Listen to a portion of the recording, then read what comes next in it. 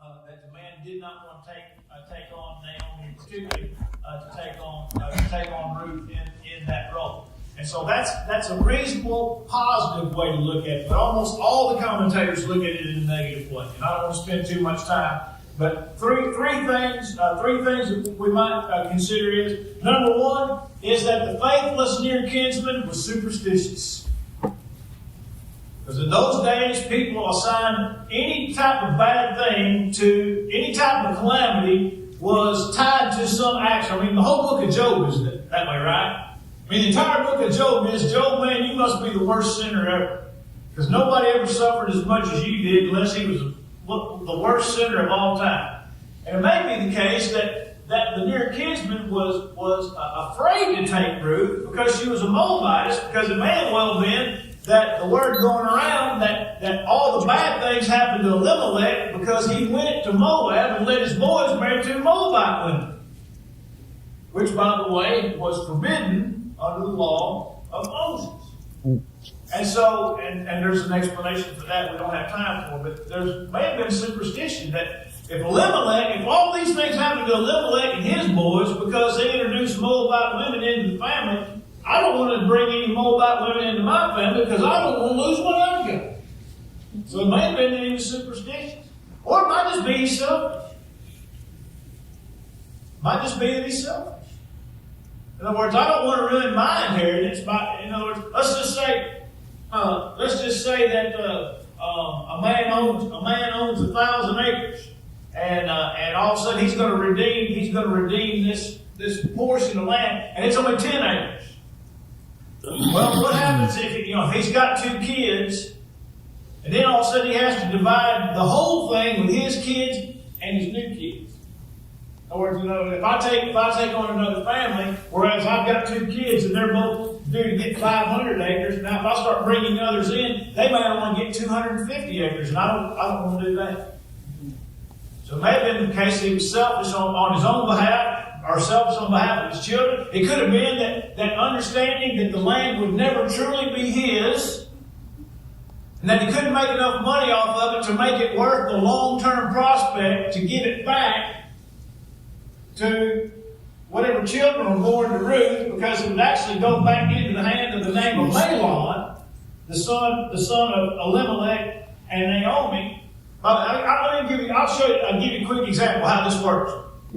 I've been blessed over the last 7 years to be able to buy some property in and around where I live there at Burleson.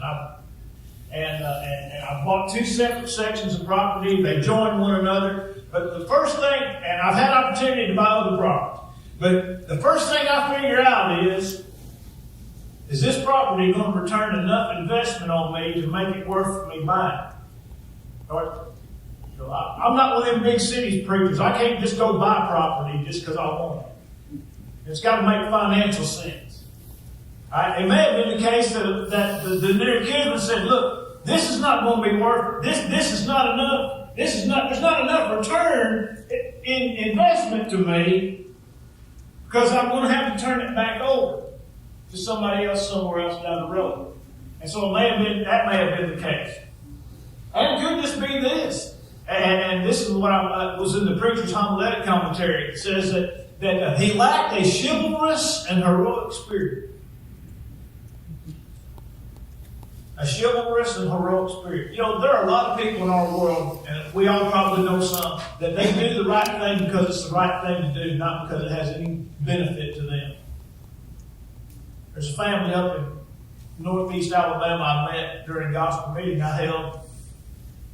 And I think they have ties to this church, if I'm not mistaken. But they took in a man and his wife and put a trailer or a camper on the back of their property. And took care of it. No relation to these people whatsoever. The man's wife died, so they moved him out of the camper and moved him into the house. Then they moved to another state. You know what? They moved that man with them.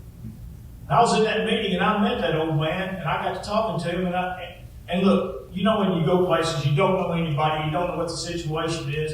And this guy this old man starts telling me this story about how this couple just took him in, let him live in a camper behind their house, and his wife died, and they moved him in, and they moved here, and they brought me with them. And you're thinking, And he's pointing to this couple, all right? So in my mind now, here's what I'm thinking, all right? Here's what I'm thinking. Here's what I'm thinking.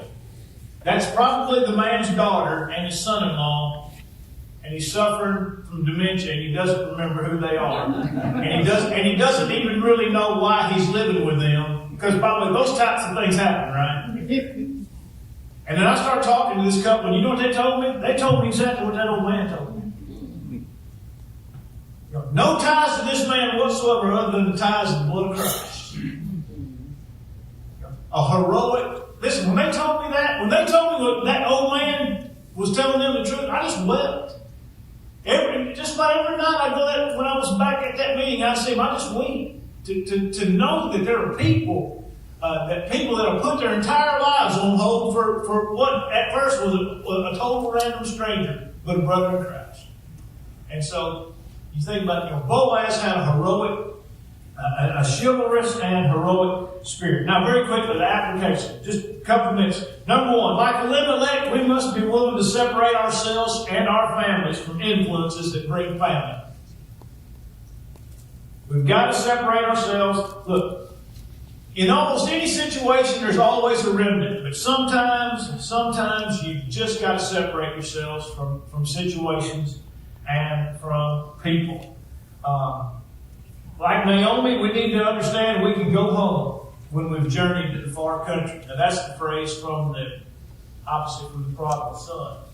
But it fits Naomi. She went home after a journey in the far country. Like Ruth, we can learn the value of following the God of heaven. She was not a follower of the God of heaven at the beginning of this account, but she was at the end. And Ruth understood very well the value of following the God of heaven. Like Boaz, may we embrace every opportunity to do good. Galatians 6 and verse 10. And unlike the near kinsman, may we never be swayed by the thoughts of superstition or faith, never base our decisions solely on our self-interest, and may we always, unlike him, have a heroic and chivalrous spirit. All right, you have 10 minutes to decide what to do before the 9:15 session. Thank you again so much for being here. It's a joy to be with you.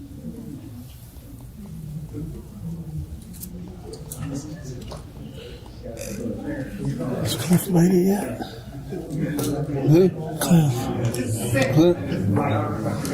Okay, but that guy we met right before we left yesterday?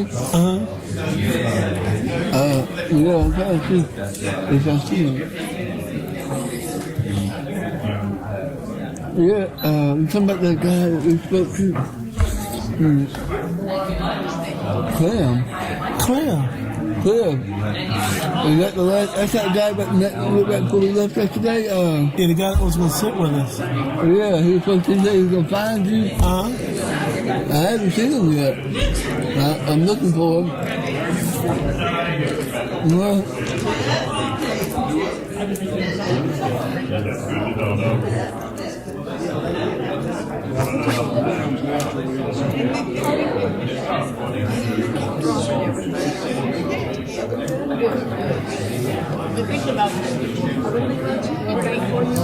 Thank you so much.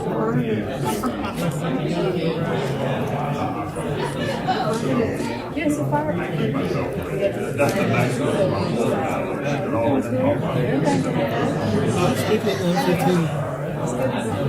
Robbie covers. Yeah, he's like It's always good to see you there. Yeah. He's been having hot trouble, Robbie. yeah.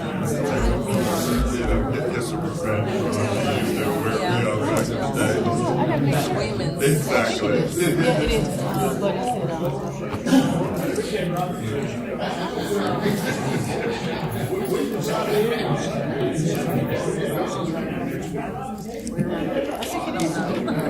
But I just remember saying that when I was So you don't see Cliff either, do you? He be teaching teens. Good, speaking to them. I think I see him. What's the subject on? See you in a little while. Don't like it. Decisions determine direction and destiny. Contrast between Ruth and I don't see him yet, Tester. That's good. Yeah, I heard he's teaching teens. At what time? He's teaching teens. Oh, no wonder. So he's not the one that sick with him then. Yeah.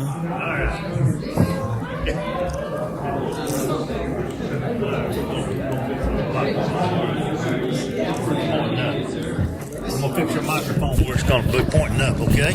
Thank you, brother. All right, brother. Who is this? I'm Jeff, Collinsville. Jeff. Just a second. Collinsville Church of Christ. Collinsville Church of Christ, Collinsville, Alabama. Yeah. Come hand. Thank you, brother. What's your name? Chester Thrash. Chester? Yes, sir. Thrash. Yes, sir. All right. Good deal. Who's your friend here? Yep. Philip Miller. Bill? Nice easy. Yeah. Make your acquaintance. Yeah. Good. Your microphone's pointing just exactly the way it's supposed to point. Thank you, brother. Right way. Yeah. So where you sitting? I'm sitting on the end of the bench, same bench you're sitting. Yeah. Okay. All right. Yeah. I sat right in front of you yesterday. Oh, yeah.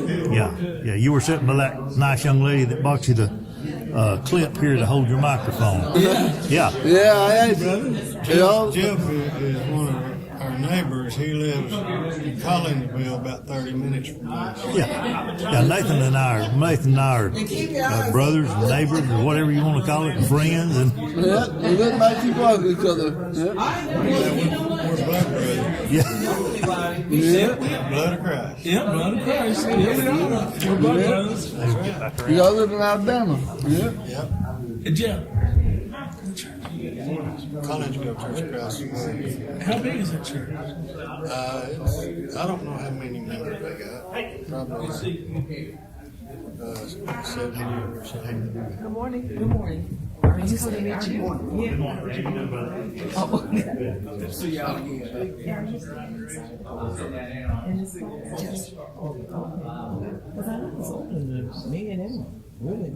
That's great. Church of Christ. We can don't worry about anything about that. That's right. Don't worry about the cut your arm.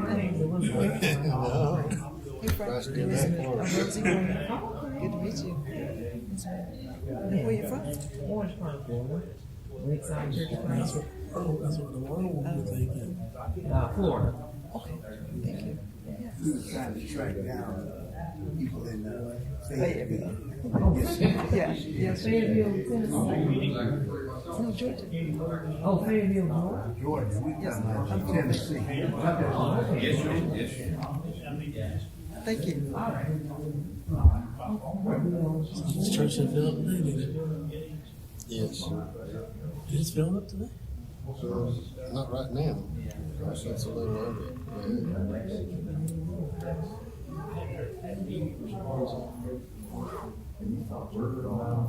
Robbie, he said Robbie.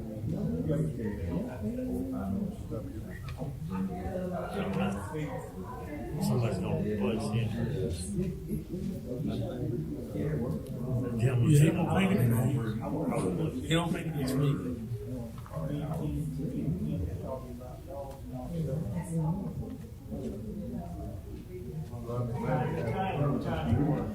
And then one part trouble again. That's possible.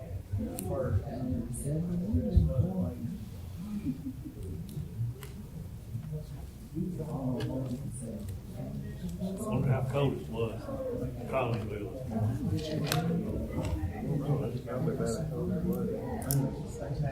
What it was, Fort Pine.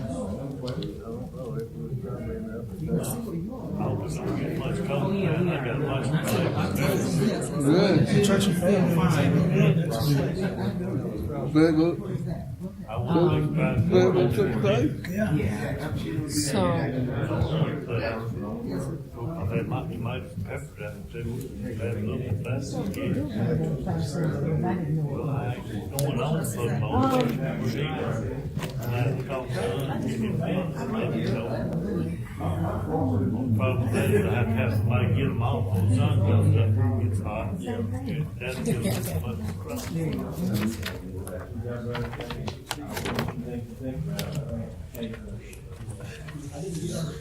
No, you did well. I'm not going to be as nice as you are. Well, you know, I don't have time to drink that anyway. You could have gotten all over it. You feel a lot more than you said. I